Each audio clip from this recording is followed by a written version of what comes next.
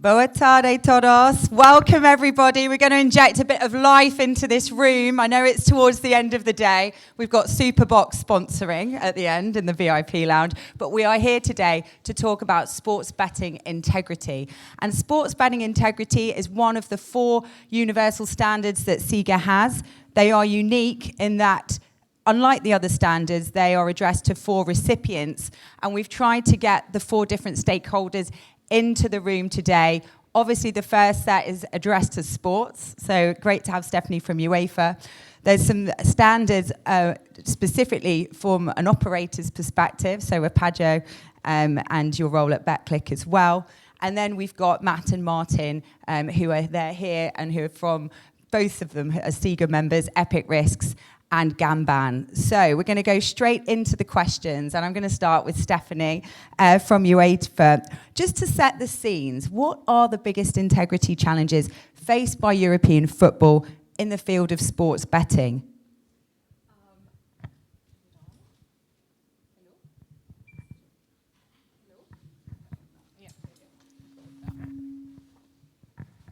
I probably could talk for hours because we know match fixing is quite a complex issue that we have.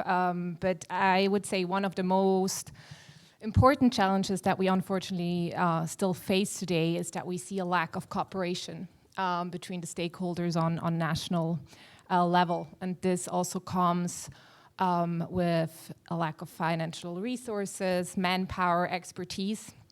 And it obviously also doesn't help that we see a lot of transnational cases that would need cross-jurisdiction investigations.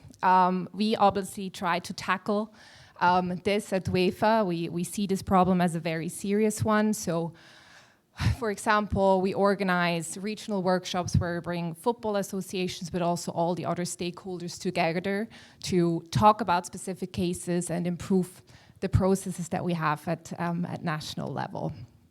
When we talk about sports betting, obviously there are a lot of different challenges as well. Just to give you an example, we see a lot of mule accounts, which makes it really hard to track the actual organizers behind a manipulation, or we still hardly have any access to market intelligence from the on the Asian market.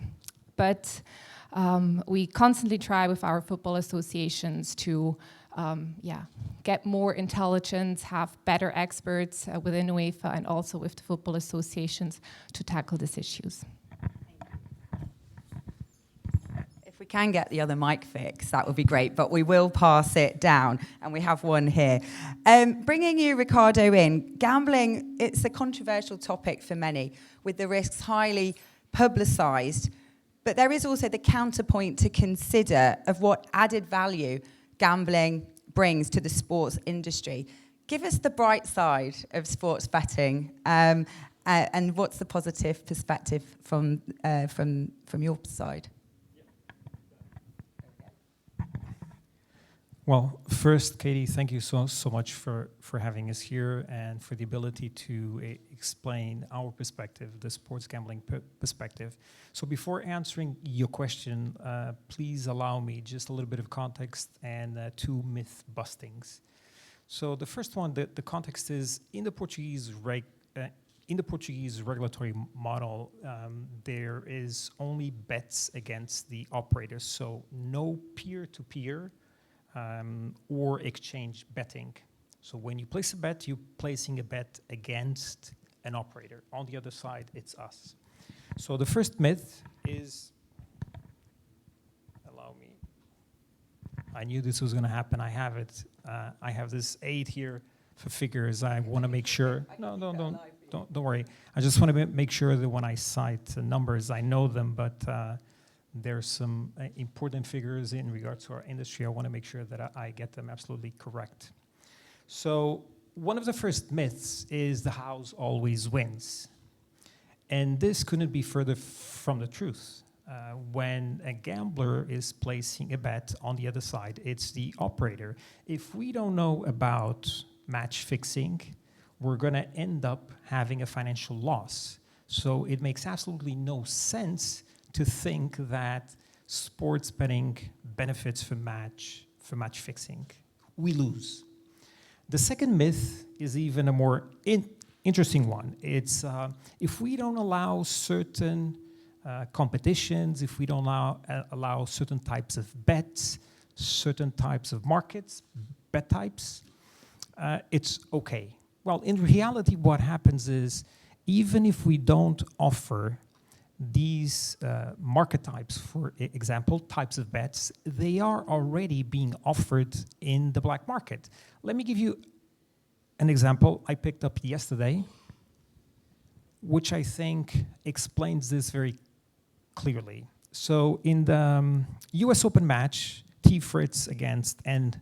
Djokovic, a Portuguese licensed operator has 52 types of bets, while in the illegal market, there's 277 types of bets. So even if the bet is not placed on Portuguese operator, regulated operator, where we have transparency and visibility, it's going to occur. And it might occur 12,000 miles away, where they can place the bet, and it's going to be almost completely invisible. So it's really important that we absorb this this volume and these types of bets. So going back to the question that you asked, what is the value added of sports betting? I think I need to split that question into two angles. So the first one is the consumer side. The consumer side, the greatest benefit is in entertainment. With 10 cents, you can have 90 minutes of fun on a very boring match. You know, no goals, nothing interesting is happening. And with 10 cents, you can add that little extra layer of fun. So that's on the consumer side.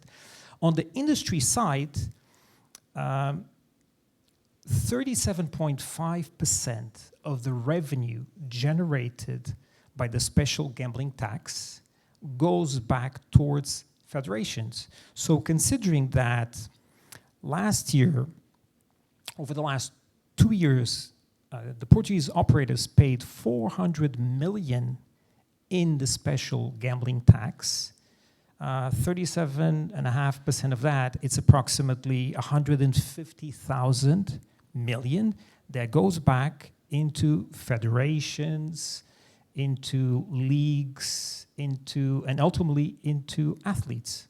So for me, this is value added. It's a win-win-win. Thank you. I think that was really good to frame it from the operators and the sports perspective. We mentioned consumers, that word. As the founder of Gamban, can you give us an overview of the product, where it is used, and why the consumer may need it? Thanks, Katie, and thank you, Emmanuel. And it's great to be here. Great conference, and really appreciate the offer to speak. So Gamban is blocking software that people can download onto their devices. Sorry, am I speaking too fast? I always do that. Sorry, I did say to the translator I would slow down a bit. It's blocking software someone can download onto their devices. It's designed to be difficult to remove, and it blocks access to gambling sites and apps, whether they're regulated or not. It works wherever you are in the world. And one of the concerns we have, particularly with regards to sports integrity, is when you have a climate where sports betting is promoted, lots of different bet types are promoted, and very often footballers in the Premier League, for example, will be walking around or running around the pitch, effectively promoting gambling on their shirts, where the clubs have partnerships with gambling operators, where you have this kind of ubiquity of promotion of gambling, and it becomes very entrenched with basically the function and the operation of football.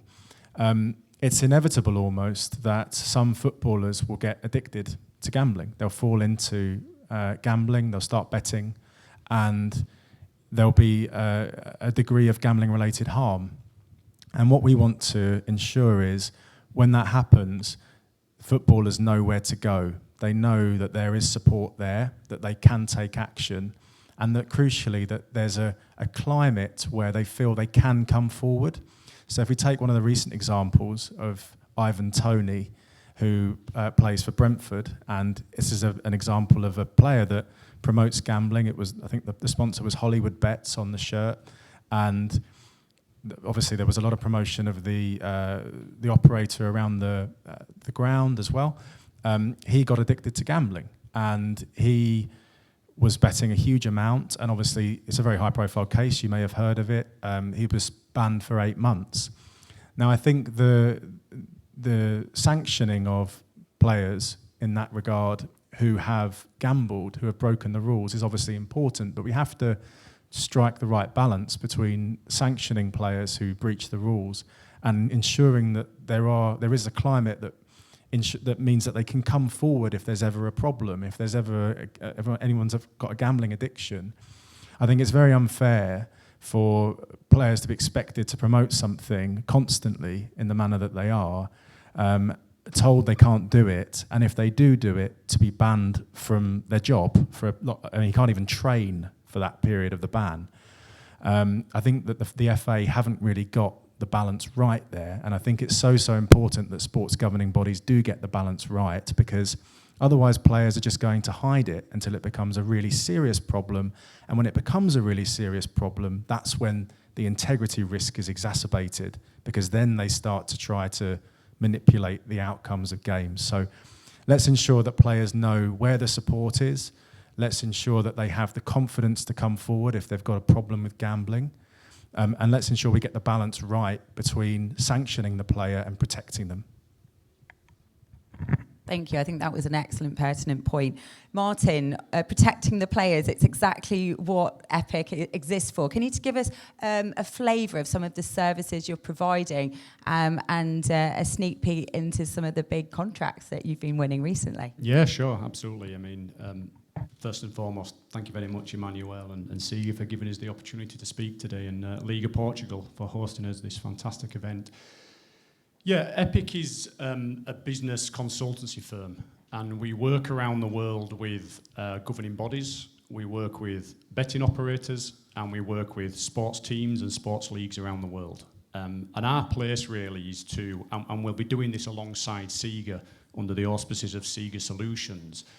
Our role is to help these organisations achieve the highest standards of sports betting integrity. And specifically, we have a very niche role to play in that, which we term as safer gambling. And that terminology being that we understand that despite rules and regulations in the game, players, athletes, people working within sports organisations will continue to gamble. And we want them to do that in a very healthy, safe and protected environment. And therefore we work with these organisations in order to help them achieve that. And we do that in 3 very unique ways.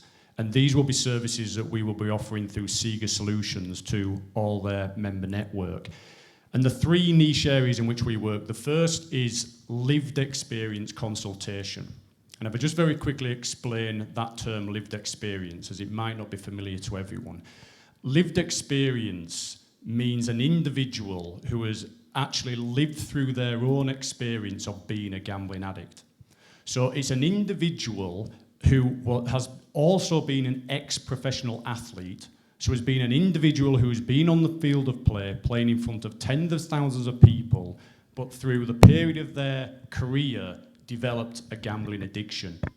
And who better to truly understand the dynamics of harmful gambling than an individual who has actually lived through that experience themselves? So a massive part of Epic's work is that we use lived experience, ex-professional consultants to deliver all the programs we deliver. The second element is prevention. So we don't work in the area of treatment and recovery, and there are now many, many different ways in which sports organisations can detect and identify and monitor sports betting integrity breaches. But our position is that we want to stop that. In as far as possible, we want to stop that happening in the first place. So the work that Epic and Siga Solutions will be doing is we'll be working on the preventative side of the industry, and that is about changing a mindset. Because even though rules and regulations are in place, individuals, whether that be players on the field of play or whether that be individuals working around the sporting organisation, they will continue to break those rules. And what we want to do is we want to get that down to a minimum, and that requires a change of mindset. Why does an individual decide to break a rule that is in place? It's because they're not concerned about the consequence, and that essentially is an addiction. I'm going to do that regardless of the consequence. And so how do we change that individual's mindset? So we use lived experience and we use prevention at the heart of what we do to try and change that mindset.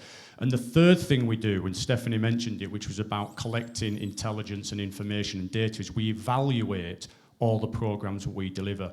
And evaluation to us essentially means it delivers a risk assessment to the sports organisation. So whether it be an organisation like UEFA, whether it be a sporting club like Sao Paulo, whether it be a sports league, or any level of governing body, what we want to do is provide them with insight into what risks exist within their organisation. Because if you don't understand where and how those risks exist, then how can you mitigate those risks? How can you implement effective intervention strategies if you don't truly understand what the problem is in the first place? So part of EPIC's work and Siga Solutions' work will be to evaluate and provide risk assessment for sporting organisations, where we will explore the relationship that people in that sporting organisation have with gambling. And that includes the players, it includes the coaches, it includes every single individual working for that sports organisation. And then we will provide those reports back to the league, the club, or the governing body that says, this is the level of risk that exists within your sporting organisation. So lived experience, prevention, evaluation are the three key elements of what we do and how we'll be working closely with Siga. You absolutely nailed that. So thank you very much. And just to put it into context, that Siga Solutions is the commercial arm of Siga. Siga Global is the non-for-profit, membership-based HQ in Geneva. The profit that will be generated from the solutions, the sport integrity solutions, will all be generated back into the non-for-profit status. And we will be doing joint ventures with our members. And the first JV is with Epic Risk and Gamban to promote safer gambling addiction. So you heard it here first. We've got a few rounds of applause. And I had the pleasure earlier this week, or was it on Friday? I can't remember. Times fly, because this is just one of many events during Sport Integrity Week, where we were sat on the panel with UNLV, which is the University of Las Vegas in Nevada, talking about the Siga Solutions product. So I won't mention Siga Solutions, but I'm going to talk about Solutions, Stephanie. Can you explain the integrity initiatives and the programs and best practice that UEFA are adopting to proactively mitigate gambling addiction of athletes and coaches and prevent match fixing from your competitions? It's hard to not just repeat what Martin just said. He stole all my phrases. But obviously, I couldn't agree more with you that it's not enough to just be reactive whenever something happens. We have to start before that. So prevention is also one of the main pillars at UEFA. With that comes risk assessments that we do for all of our competitions that are fed by the intelligence that we have through our investigations, but also the stories that we hear of players and referees. Within this education concept or initiative, we obviously talked to players, to referees, but also officials of national teams, clubs, etc. And coming back to the gambling addiction topic, this will also be addressed in these sessions, because I also agree we need to find a balance between, obviously we need to have the regulations in place, but we also need to raise awareness when it comes to the other side, when it comes to gambling addiction. And gambling addiction can just open the doors to match fixers, or even just, not even if you have a gambling addiction, but if you regular bet, you can be exposed more easily to match fixing approaches. So this is a very, very important topic that is close to our heart. But of course, we don't only take care of our competitions, because there are so many football competitions going on domestic level. So the work, and I would say the majority even of the work that we do is with our football association. So for you all to know, we have within each football association, we have a so-called integrity officer. So this is our single point of contact, who is in charge of match fixing, integrity-related issues on local level.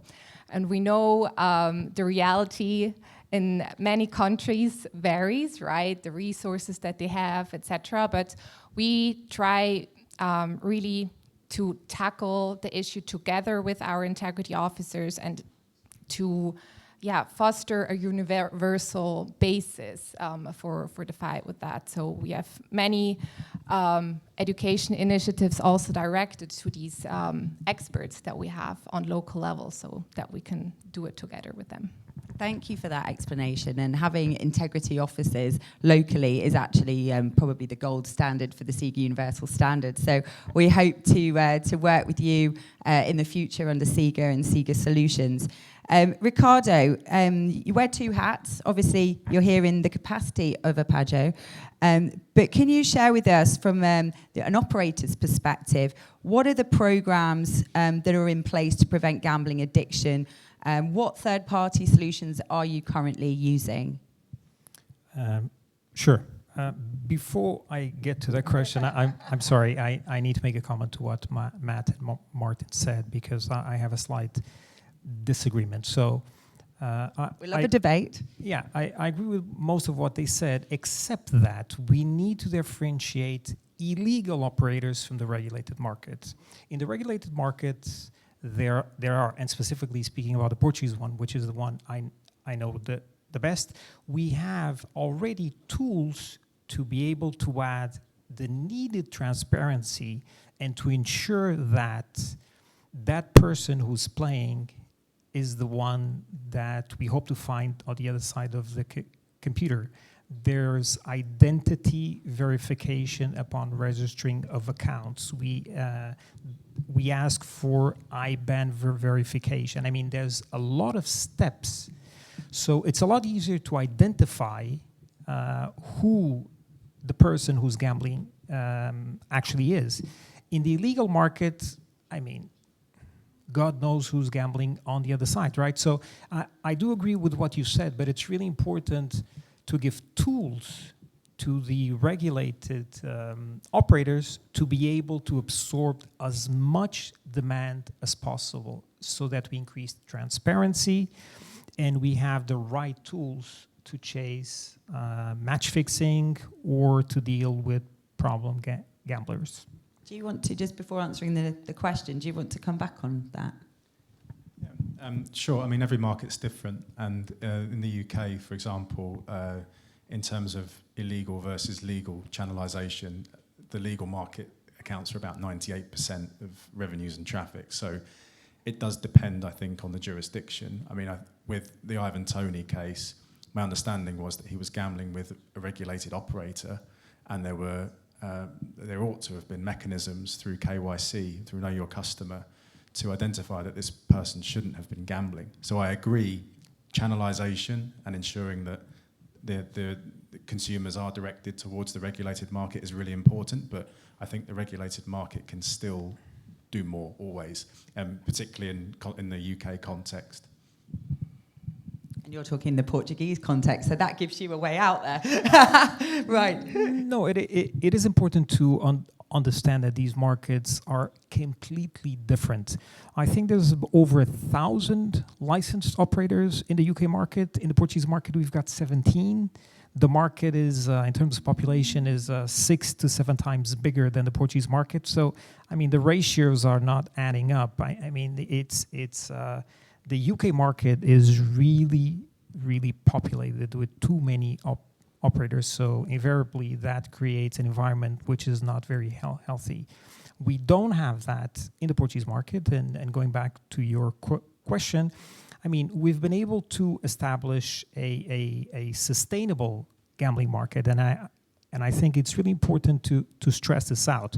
we do every year we do a study about gambling habits, and what we've witnessed this year is that over 3/4, so about 77% of the users are spending less than 50 euros per month, which is, I'd say, quite a reasonable amount, and it has been decreasing over the years.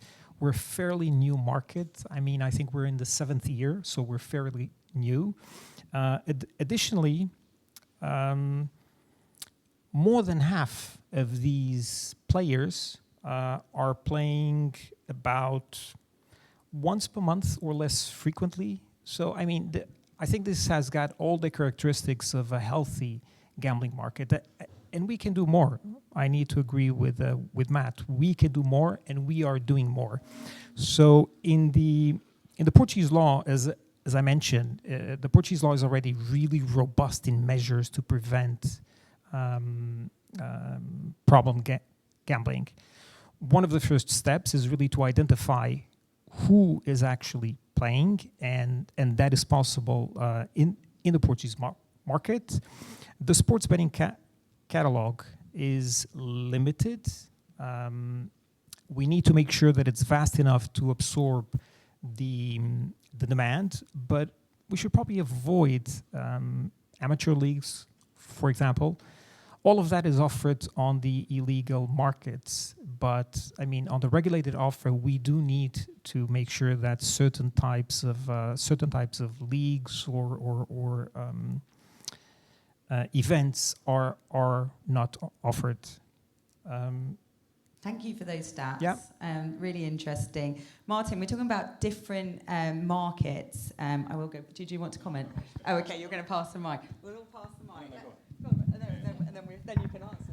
We're talking about different betting markets. Obviously, we've had the repeal of PASPA in the US. Brazil, Roberto's the Chief Compliance Officer at Sao Paulo FC, and that market is opening up. As new betting markets open and mechanisms for prevention and oversight vary throughout sport in different jurisdictions, what advice would you give organisations looking to help protect their athletes and safeguard integrity of their sport?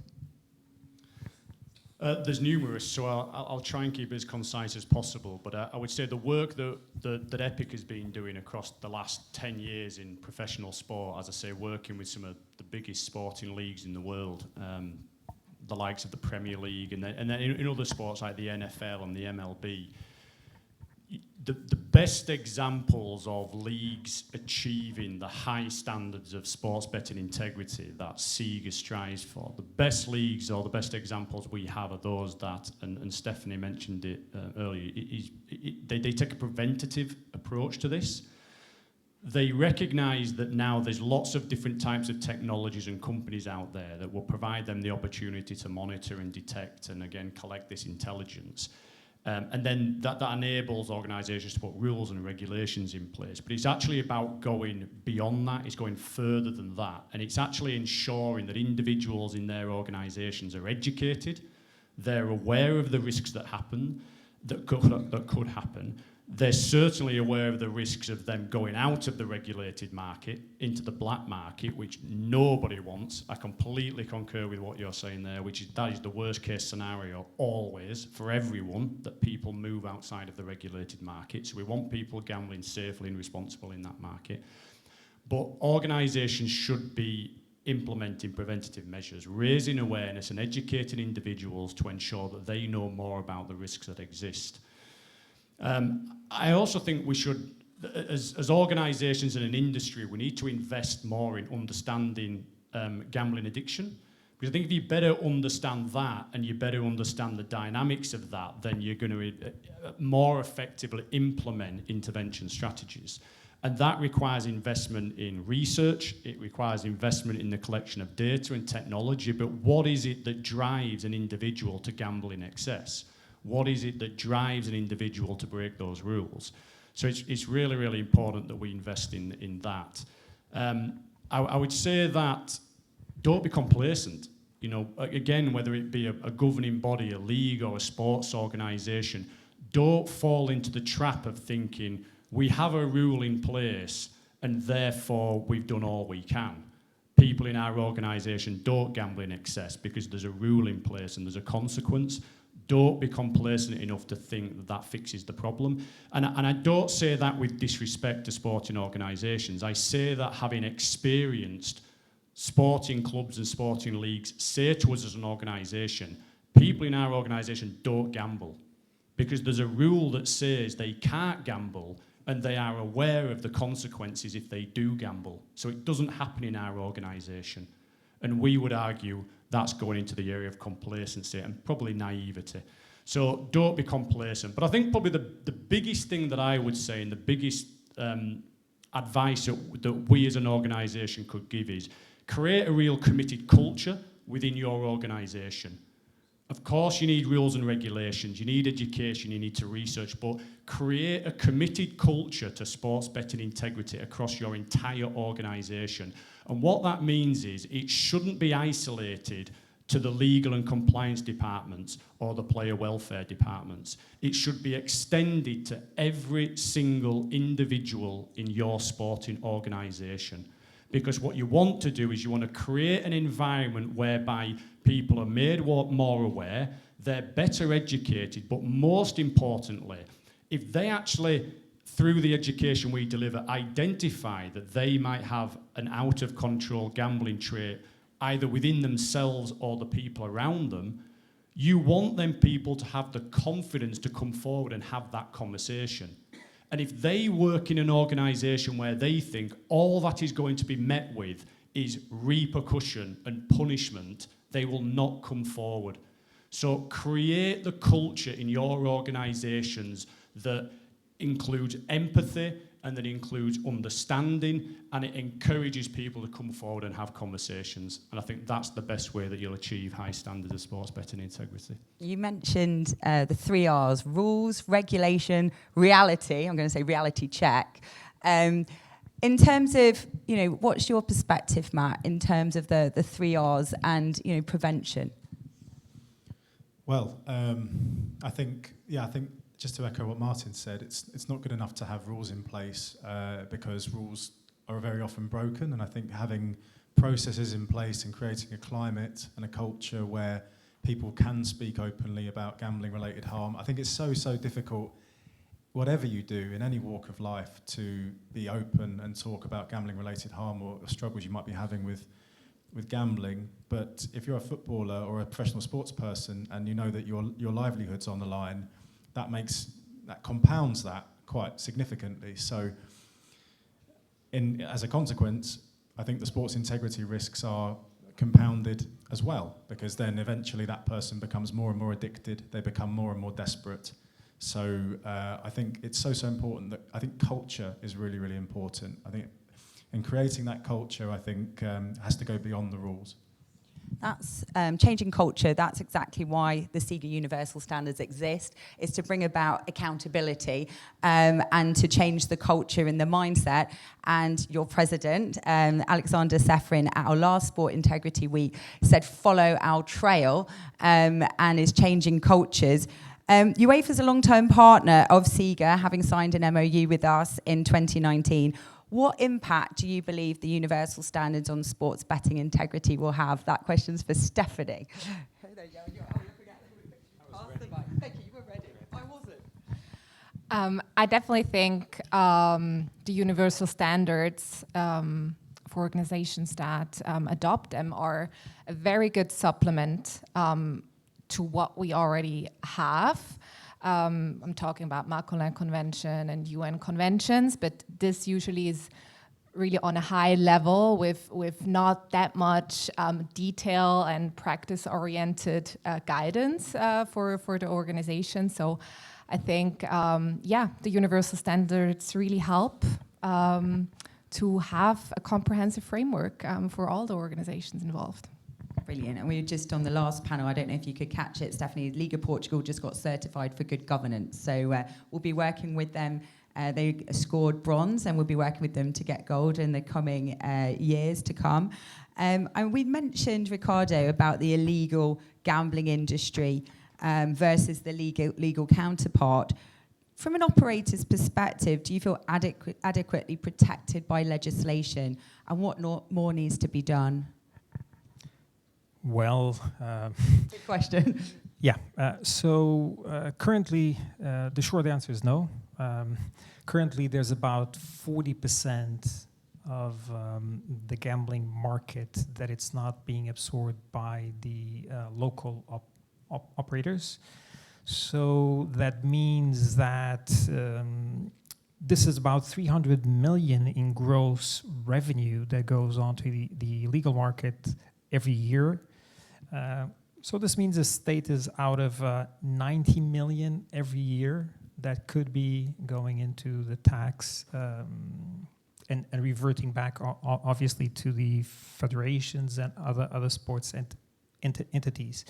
Countries like Sweden have an absorption rate of about 80%. Matt mentioned the UK case, which is at 90-something percent. There's a lot to be done. I think the law needs to make it completely clear that these illegal practices need to be punished. IP blocking is simply not enough. I mean, we haven't even started with payment blocking. Payment blocking is effective to a certain degree. But more importantly, what I've been mentioning up until now, and I'll say it again, we need to increase the absorption rate. So we need to be able to offer better products. We need to be able to offer more market types. We need to increase our offer so that we keep on stealing demand from the illegal marketplace. So I think there's still a lot to be done. We're a young market, but we're hopeful that these changes will come soon. Thank you. We do have 3 minutes left, and I would like to open the floor to the audience. Does anyone have a question? Yes, you do. Right. Do you want to come and grab my microphone or Ricardo's microphone? I mean, I'm also involved in tech, so I think all this new technology, what's upcoming now, blockchain and NFTs, and also fantasy football games where clubs have tokens, and then, I think my personal opinion is it's a little bit opening a door, towards gambling, in my personal opinion. So, but I'm more curious about your opinion on this topic,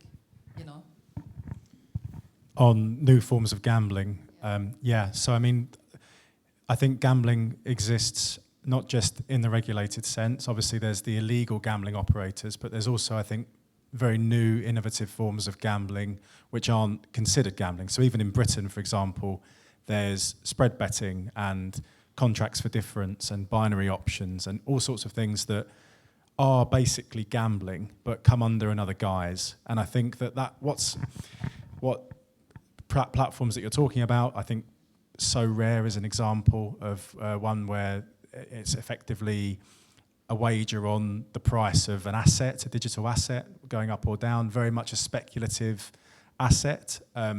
All of these things, I think, should be considered under the same risk framework as gambling. If a sports person is engaging in cryptocurrency excessively, then that risks leading to a gambling addiction, which then leads to an integrity risk.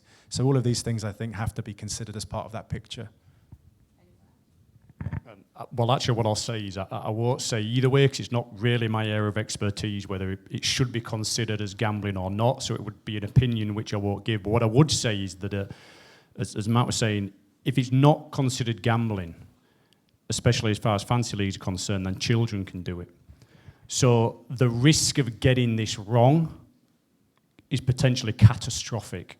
I have a 10-year-old son who is probably addicted to fantasy games.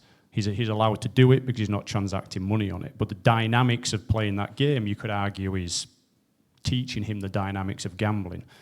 So I won't give an opinion either way, but I would say as an industry, it's a very, very important thing that we need to get right.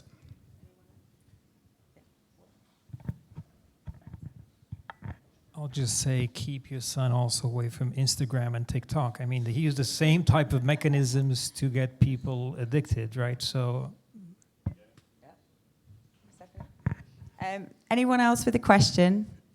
No, I've got. Oh yes, go on. I like it. Hello. The women are asking all the questions. It isn't a question, but just to add to Martin, am I right? Yes. So I was advised personally, as a parent of a child in the Premier League, not to gamble. So I think now there's a few clubs that touch on that as part of their player welfare and as a workshop.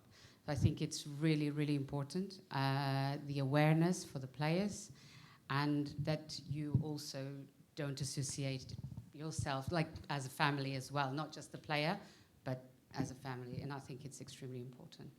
Great statement. I know you're sat next to Roberto from Sao Paulo FC. What programs are you doing at the club? Not to put you on the spot. Well, at São Paulo, before the law, we had a policy, and that policy forbids anyone who works for São Paulo to gamble any specific event with São Paulo. Nobody can gamble with São Paulo involved, but other entities, it's okay. And the law came, and the law forbids the family until second grade of parenthood. Therefore, moms and grandmoms and aunts and uncles and grandsons. Grandsons for soccer players, I don't think we have them. But You never know. But the law says second grade of parenthood, and this gave my policy just one little step ahead. Thank you. Well, the final question goes to you, Martin, and that's because you joined Siga as a member this year. And as you are in charge of business development, you'll be able to promote Siga and our values even better than I can. Why is there a need for a global platform like Siga to push for sport integrity? I'm pitching for Siga now. Well, look, I could be here all day talking about the reasons why Epic, the company that I represent, is a member of Siga and why we were very keen to work so closely with Siga. I think, one of the benefits of Siga is that by championing high standards of sports betting integrity, it keeps the topic and it keeps the conversation fresh, and it keeps it at the forefront of the industry. And the result of that, if I think about the benefits of that, is that, number one, it encourages innovation.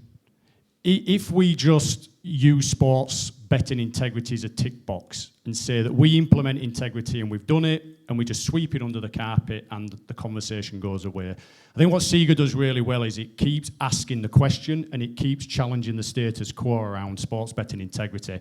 What are we doing today? What should we be doing tomorrow? What can we do better? How can we collaborate to improve things?